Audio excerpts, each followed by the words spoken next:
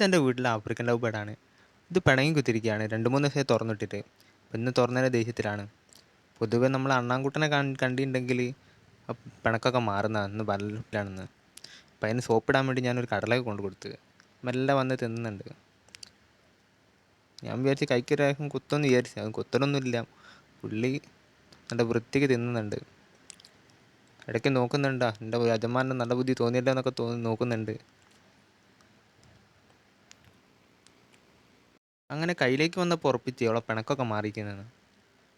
നല്ലോണം പിണക്കം മാറിയെങ്കിൽ മാത്രമേ കയ്യിലൊക്കെ പിന്നെ വരുള്ളൂ.